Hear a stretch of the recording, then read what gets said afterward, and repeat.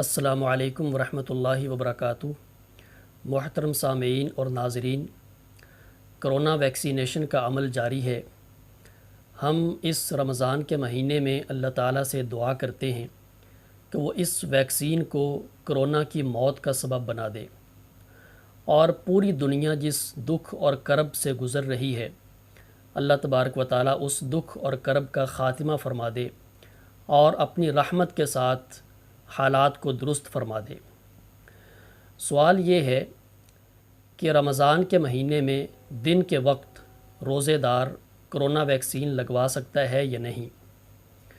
تو اس کا جواب یہ ہے کہ روزے دار حالت روزہ میں کرونا ویکسین لگوا سکتا ہے، اس سے اس کا روزہ نہیں ٹوٹتا۔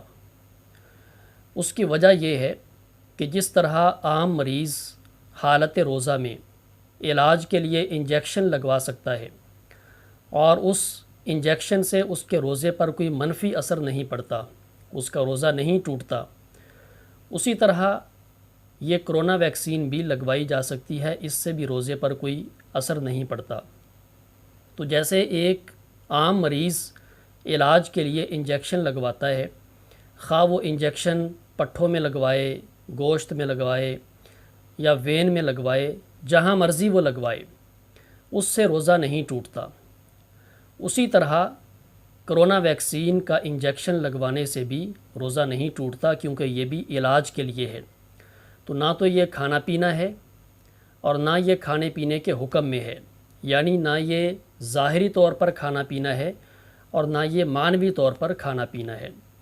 اور روزے کے بارے میں اصل اصول یہی ہے کہ روزہ صحیح ہے، اور یہ اصول ہم اس وقت تک نہیں چھوڑ سکتے جب تک اس اصول کو توڑنے والی کوئی مضبوط دلیل ہمارے پاس نہیں آ جاتی۔